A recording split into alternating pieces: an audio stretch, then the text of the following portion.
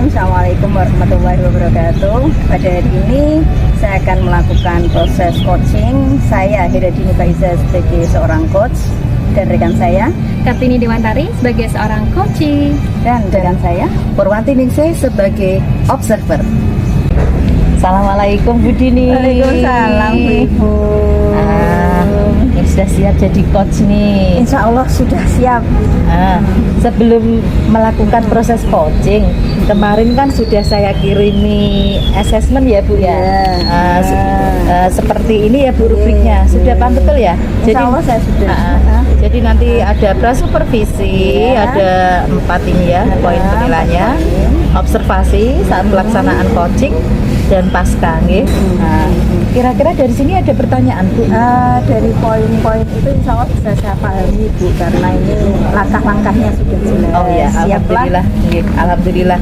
Nah, ngomong-ngomong ya Bu Dini ya, sebelum Bu Dini itu melakukan coaching, tentunya kan timbul pertanyaan apa itu coaching ya, kan gitu ya Bu ya, kan sesuatu yang awam ya Bu ya. Iya, betul. Nah, Bu Dini pasti sudah paham betul ya, kira-kira kompetensi apa sih yang harus dimiliki seorang coach itu? Kompetensi yang harus dimiliki oleh seorang coach yaitu kemitraan. Kemitraan itu hubungan yang baik antara seorang coach dengan coachnya, karena hubungan yang baik itu akan memunculkan sebuah kenyamanan ya. Betul. Nyaman lah berbicara dengan semua orang, berbicara bebas dengan orang lain, tapi itu yang harus kita bangun pertama kali adalah nyaman. Seorang coach harus nyaman dengan coachnya. Terus yang kedua adalah proses kreatif. Jadi seorang coach itu harus bisa menggali potensi, dia harus kreatif menciptakan perkataan atau pernyataan atau pertanyaan yang bisa membuat si coach itu menemukan solusi atas permasalahannya. Jadi pancingan-pancingan itu memang harus dalam proses coaching itu semakin kreatif, dia akan bisa membuka ide dari seorang coach itu sendiri. Iya. Terus ada lagi Bu mungkin Yang ketiga yang ingin ditambahkan? itu memaksimalkan potensi yang dimiliki oleh seorang coach. Jadi coach itu harus mengenal bagaimana coachnya, termasuk juga mengenal bagaimana latar belakang tempat dia mengajar atau tempat dia bertinggal. Jadi juga semuanya harus dikenal agar dia bisa memaksimalkan apa sih yang dimiliki coachnya. Sehingga dari memaksimalkan potensi coach itu kita bisa mengetahui, oh dia punya ini, berarti solusi masalahnya dia bisa diselesaikan dari jalur ini. Oh gitu ya, bagus. Terus ini ya Bu ya, tadi kan terkait sebelum ya dan kompetensi. Sekarang pertanyaan saya selanjutnya nggih. Pada saat Bu Dini itu melakukan coaching ya, jadi pada saat proses coaching itu sendiri, kira-kira kompetensi apa yang ingin dikembangkan oleh Bu Dini? Pertama, saya ingin mengembangkan tentang tujuan. Jadi sebetulnya saya coach berbicara dengan coach itu tujuannya apa? Setelah tahu, oh tujuan masalahnya ini, tujuannya ini untuk membicarakan tentang ini, kemudian saya akan beralih pada identifikasi masalah dengan mendiskusikan saya dengan coachnya. Oh, berarti masalahmu adalah ini, gitu ya. Itu nanti akan dibicarakan bersama-sama dengan coachnya. Identifikasi masalah yang betul itu akan menentukan nanti tentang aksi reaksi apa istilahnya aksinya ya, penanganan kasus yang aksi dari masalah itu apa, kemudian akan menentukan bagaimana bentuk tanggung jawab dari seorang coach untuk menyelesaikan permasalahannya. Ya, bagus. Terus selanjutnya Bu ya, dari beberapa istilahnya tadi tahapan tirta ya, tahapan tirta itu kira-kira indikator yang sangat urgent yang paling perlu dikembangkan itu apa Bu? Indikator yang sangat urgent yang saya ingin kembangkan adalah tentang rencana aksi. Oh gitu. Jadi saya merasa bahwa proses coaching saya itu berhasil ketika rencana aksi itu telah berjalan dengan baik. Jadi apa yang telah direncanakan berdua, saya akan begini, mesti ada langkah 1, langkah 2, langkah 3. Proses ini berhasil ketika seorang coach mampu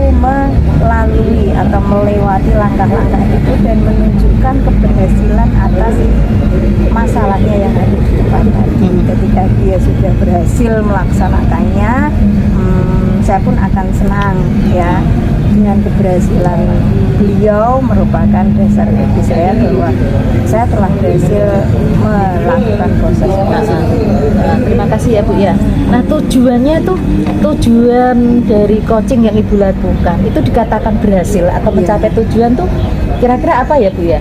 Ya itu ketika proses coaching dikatakan berhasil ketika mampu satu menemukan solusi, kemudian dua melakukan rencana aksi, dan rencana aksi itu sudah dilakukan, kemudian yang menjadi poinnya adalah keberhasilan dia dalam melakukan rencana aksi dan menyelesaikan masalahnya. Nah tadi kita sudah bincang-bincang ya Bu ya.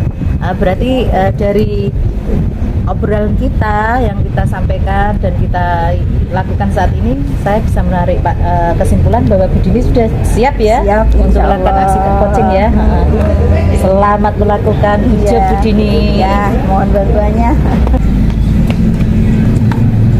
Aduh, Bu Dini kok nggak datang-datang ya? Hei, assalamualaikum. Waalaikumsalam ya Allah. Lama nggak ketemu Iya, Mbak. ya Piye Allah. kabare? Alhamdulillah baik. Gimana Bu? Sehat Bu? Ya, alhamdulillah sehat, harus sehat dan harus kuat. Gigi, lama nggak ketemu kita ya. Iya Bu, kapan yang terakhir ya? Kapan ya? Kayaknya pas Lokakarya 2 di SMA 1 itu ya, itu terakhir kita ketemu ya. Iya, sebulan yang lalu. Sebulan yang lalu, udah lama sekali. Selain itu kita cuma chat. Kemarin chat ada apa? Kok kayak pengen ketemu banget, pengen jumpa darat seperti biasa kemarin dulu itu ada apa sih? Iya kan kita biasanya cuma chat doang. Iya. Kalau nggak ngechat telepon. Maksudnya gini, sebenarnya ada sesuatu tak pikir sih Bu ya. Cuma apa ya? Kalau di chat itu kayaknya kok kurang gimana gitu. Iya. Ini loh. Ada apa Mbak? Saya itu kan merasa nih di kelas-kelas itu kan sudah menyampaikan materi tentang bullying. Oh. 7, 8, 9. Iya. Tapi apa ya, masih ada kejadian gitu kan. Hari ini tadi ada anak nangis karena diajak sama temennya gitu kan. Saya tuh saya apain ya gitu ya. Susah amat ini anak apa, ngasih tahu anak-anak biar nggak bully temannya tuh kayak gimana. Bisa dijelaskan lebih lanjut di bullyingnya itu seperti apa ya? Ya bullynya sih nggak sampai yang mukul, sampai yang itu sih enggak, cuma paling ya diejek. Tapi kan kalau diejek terus kan juga enggak ini kan, kayak misalkan bapaknya namanya Sabari terus sabar. Nah, gitu kan anaknya merasa bapakku sabar ya kayak gitu. Atau iya, sering ya kayak gitu ya. Atau enggak body shaming, kadang kutilang gendut kayak gitu. Kutilanya apa? Kurus tinggi langsing. Malah apa ya kutilang? Ada anak tuh tinggi banget, dia merasa malu karena tingginya tuh di atas rata-rata temennya, tapi dia kurus. Iya, Akhirnya jadi terus kemudian dipanggil kutilang gitu sama temennya. Iya, dan anaknya nangis gitu. Kan saya bingung, masa ini anak saya potong kakinya kan juga nggak mungkin. Biar nggak tinggi banget ya. Terus Mbak Nina maunya seperti apa mereka? Ya paling nggak inilah Bu, gimana caranya ya biar anak-anak itu bisa saling menghormati gitu, Satu sama lainnya gitu ya. Sudah ada materi bullying, anti bullying kok ya masih ada gitu loh. Jadi fokus pembicaraan kita itu adalah bagaimana cara menurunkan perilaku bullying pada anak-anak. Nah betul, makanya sampai Ibu Dini ajakin kok darat kayak gini. Iya. Kalau di sekolah Mbak Nina itu dari skala 1 sampai 10 perilaku bullying itu ada di skala berapa? Kalau saya sih nilainya 5 ya Bu ya, karena nggak terlalu berat. Dari 5 itu ingin diturunkan menjadi ya 1 lah Bu paling nggak. meminimalisir itu ya Mbak ya. Kalau dari 5 ke 1 itu kan perlu kerja keras dan kerja sama. Pihak mana yang sudah diajak berkolaborasi untuk menekan perilaku selama ini?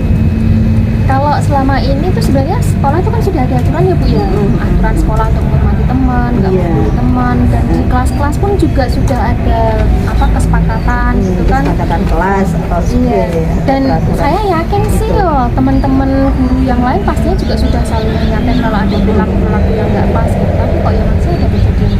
Berarti dari perilaku atau dari peraturan kelas itu Mbak Nina ingin sesuatu yang lain yang ingin dikembangkan agar menekan perilaku itu. Iya sih, cuma dari kemarin tuh saya mikir untuk apa gitu ya. Apa ini ya Bu ya? Kan menyampaikan materi program-program sudah, gitu. materi sudah, peraturan sekolah sudah. Apa perlu sih ya dibuat satu program anti-bullying yang khusus memang untuk program anti-bullying gitu loh? Programnya akan dijalankan seperti apa menurut Mbak Nina? Sebentar, saya tuh mikirnya misal kita mengadopsi dari programnya UNICEF. UNICEF. Jadi itu kayak gini. Program ini tuh yang menjalankan anak-anak, anak-anak OSIS lah ya, anak-anak OSIS. Nanti mereka bikin seperti agen anti bullying gitu, ya kan?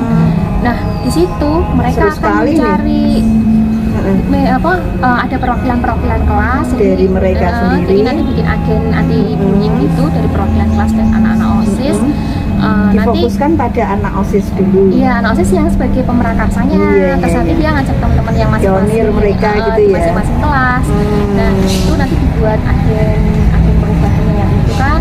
Iya. Nah dari situ mereka akan berdiskusi caranya seperti apa. Jadi biar anak itu mencari solusi sendiri dari masalah-masalah yang ada di lingkungan mereka. Berarti kita manfaatkan mereka bahwa mereka yang sedang berperkara dan kemudian solusi itu sendiri berasal dari anak-anak. Iya. Kemudian mereka akan menjadi agen perubahannya itu ya Mbak ya? Iya, jadi otomatis seru sekali, kan Mbak. mereka akan jadi agen perubahan untuk tidak melakukan bullying. Paling enggak tidak sebagai pelaku ya bisa ini ya mengurangi, bisa ngasih tahu teman-temannya. Wah keren sekali itu programnya. Jadi dari anak, oleh anak dan untuk anak. Jadi ide-ide itu sendiri berasal dari anak-anak ya. Iya. Selain itu, selain mengadopsi dari program UNICEF itu tadi yang berasal dari mereka sendiri, ada program yang lain yang ingin Mbak Nina lakukan? Sebenarnya bukan program lain, tapi pengembangan dari program ini ya. Kalau misalkan itu jadi kan agen perubahan. Iya. Nah, agen itu mau dikasih kegiatan seperti apa bentuknya. Nah, pikiran saya, misal mereka itu kampanye, kan kita sudah kasih tahu tuh materi bullying, manfaatnya, terus resikonya atau mudaratnya ya untuk anak-anak. Ketika mereka sudah tahu, dan mereka mengkampanyekan ke anak-anaknya. Nah, bentuk kampanyenya itu yang kita buat programnya beda-beda. Bisa bulan ini anak-anak yang satu kelas itu kan ada perwakilannya. Ngajakin teman-teman satu kelasnya untuk membuat vlog anti-bullying. Keren sekali. Bulan depannya bikin lagu anti-bullying. Bulan depannya misalkan puisi juga atau dance. Anak-anak kan juga suka ngedance kan gitu. Yang fokusnya pada penekanan tindakan bullying itu. Jadi semuanya tuh kegiatannya mengerucutnya ke bullying. Jadi seolah-olah anak yang menjadi korban dari perilaku bullying itu mereka mendapatkan dukungan simpati dari teman-temannya. Iya, otomatis kan karena mereka mengadakan lomba, mereka belajar ternyata apa yang mereka lakukan selama ini mungkin bagian dari tindakan bullying. Menyakiti temannya. Jadi bisa menyadari kan. Sebagai bentuk dukungan moral ya kepada teman-temannya. Wah, menarik sekali itu programnya. Ada program yang lainnya selain yang pertama tadi menjadikan teman sebaya sebagai pionir kegiatan, kemudian yang kedua sebagai bentuk dukungan moral kepada pelaku maupun korban bullying dengan berbagai tadi ada lagu, puisi, dance, menarik sekali. Ada program yang lainnya lagi nggak Mbak? Sama ini Bu, untuk empati anak-anak biar lebih lebih paham kan dari kampanye-kampanye yang mereka lakukan. Ini loh, memberikan apresiasi, penghargaan. Nah, jadi untuk anak-anak yang misalkan agen perubahan itu melihat ada temannya yang membantu temannya yang lain, terus kita apresiasi, wah hari ini kamu hebat sudah membantu temanmu, atau enggak mungkin agen perubahan yang saat itu melihat ada temannya diajak gitu, si korban kan biasanya ketika diajak yang lain sih cuek gitu kan. Nah itu dideketin terus bilang, wah nggak apa-apa, kamu bisa, kamu itu berharga, dan semangat ya aku teman kamu. Itu kan mungkin sepele kan ya Bu kayak gitu, tapi kan Mana berarti sekali untuk korban-korban korban-korban seperti itu. Jadi selain penghargaannya itu kepada dalam bentuk moral, itu nanti bagus itu Bu yang tadi apa lagu, kemudian puisi, kemudian dance atau poster itu tadi dilombakan. Jadi ada lomba pembuatan poster misalnya Iya, seperti itu. iya. Itu lebih menarik lagi iya mereka. iya Jadi mereka akan belajar membentuk karakter diri sekaligus juga berkompetisi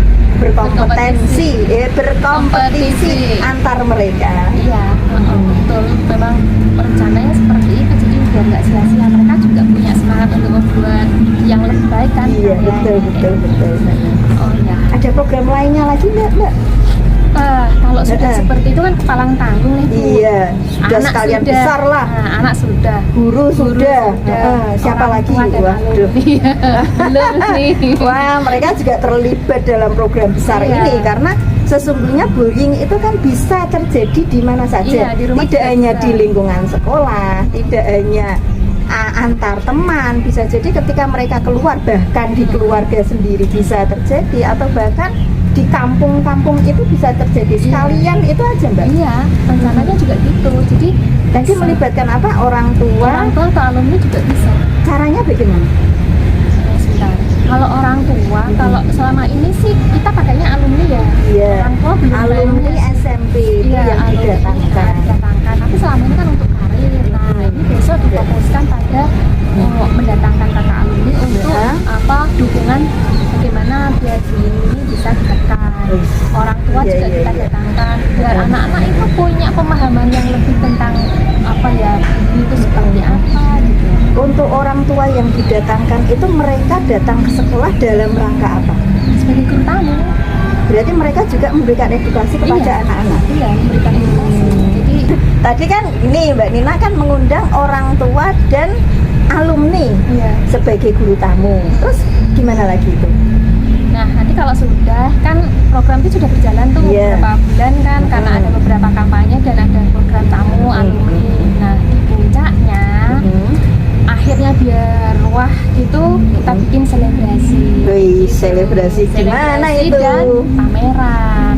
Selebrasi maksudnya seperti apa? Nah, selebrasi itu kita nanti anak-anak menyediakan kain putih. Di situ tamu yang datang hari itu apa namanya tanda tangan memberikan dukungan, anak-anak memberikan dukungan alumni. Agar tidak terjadi. Iya, dukungan bahwa SMP Negeri 2 Pancur menolak perilaku bullying seperti itu. Nah, biar lebih apa meriah lagi hasil karya anak-anak yang dibuat selama program itu. Yang tadi ya. Dibikin pameran, jadi dipamerkan. Oh ini yang sudah dilakukan seperti itu kan seru. Terus tadi juga ada lombanya. Di ini aja apa namanya lomba dari hasil karya anak-anak itu nanti dinilai. gitu. Jadi biar mana yang disukai oleh anak-anak apresiasi kan seperti apa karya-karya anak-anak. Sepertinya menarik sekali ya program Mbak Nina untuk menekan perilaku bullying. Tadi ada program teman sebaya, kemudian juga ada program pembuatan poster, puisi, dance, kemudian juga lagu-lagu yang bertema anti bullying. Kapan kira-kira program yang sebagus dan semenarik itu akan dijalankan? Sebentar Bu. Maunya saya tuh secepatnya karena ini program butuh dana ya Iya, kan perencanaan panjang gitu panjang. Paling ini kan sudah tahun anggaran kan berarti saya harus ke kesiswaan dulu, ke apa OSIS bagian OSIS dulu menawarkan karena melibatkan mereka ini, semua. terus kepala sekolah. Jadi biar kalau misalkan program ini diterima berarti kan harus segera dirancang dari anggaran dan lain-lain seperti itu.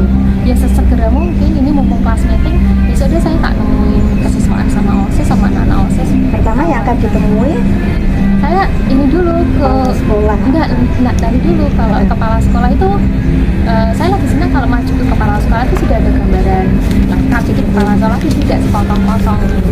Mungkin karena ini yang sebagai penanggung jawab kegiatan kan ada bagian OSIS karena ini kan anak-anak OSIS. Iya. Saya akan ke ini dulu apa namanya pembina OSISnya dulu, terus ke kesiswaan dulu. cari tahu dulu respon mereka seperti apa. Kalau responnya oke, anak-anak kita panggil oke, baru kita juga ke kepala sekolah kita sampaikan seperti ini. Kalau bagus, insya Allah si kepala sekolah juga akan mendukung kan. Betul, apalagi program jenengan yang kita bicarakan tadi, saya sendiri sebagai orang luar itu merasa bagus sekali nih, bisa diadopsi malahan saya untuk sekolah saya. Ya Allah, bagus sekali programnya Mbak Nina. Aduh, saya kok jadi lega ya Bu ya. Tadi kemarin tuh, aduh apa ya, gimana ya kayak gitu. Tapi ini ngobrol sama jenengan malah ini dapat ide-ide. Makasih banyak. Sama-sama kita belajar. Saya juga mikir, ketika jenengan mikir tentang bullying di kalangan anak-anak SMP, saya kemudian juga sambil mikir ini bullying di kalangan anak-anak tingkat pendidikan TK seperti ini. Jadi malah saya punya ide, mungkin tidak seheboh anak-anak SMP, tapi bolehlah menjadikan teman mereka yang masih kecil-kecil itu sebagai agen, kemudian juga menggambar kalau anak TK. Masa saya jadi punya ide loh Mbak, dari sini. Ya Allah, Wah, kita berarti saling sama-sama. belajar Kita kan dengan teman, kita kan mitra ya Bu. Ya Allah, Bu, makasih banyak. sama-sama. Iya Bu, dari tadi kita ngobrolin Iya, ini iki. belum pesen. Aduh gimana sih, Mas pesen. Satu Mas, avokat. Oke.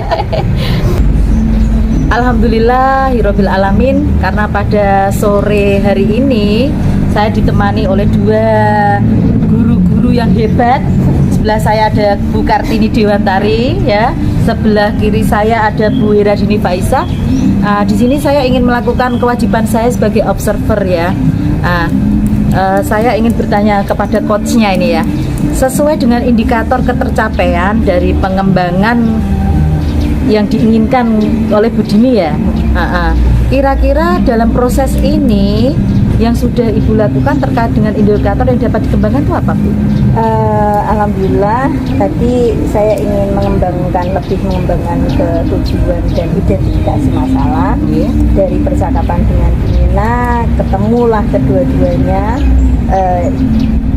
tujuannya apa, yaitu untuk menangani masalah bullying. Kemudian indikator masalahnya adalah bagaimana tindakan bullying itu mampu ditekan seminimal mungkin. Kemudian juga tadi Bina memberikan beberapa gambaran solusi penyelesaian masalah. Ada 3 solusi penyelesaian masalah yang tadi berhasil dimunculkan oleh Bu Nina untuk masalah yang ada di SMP beliau.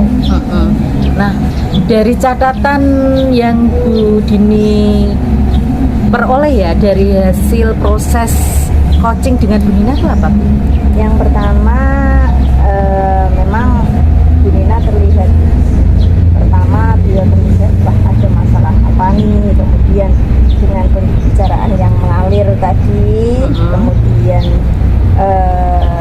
pembicaraan itu dikembangkan beserta dengan ide-ide beliau, akhirnya bisa memunculkan tadi rencana aksi yang akan beliau lakukan, kemudian juga tindak lanjut dari rencana aksi tersebut. Tadi saya lihat itu prosesnya sangat seru ya Bu ya. Mengalir gitu aja nggih Bu nggih.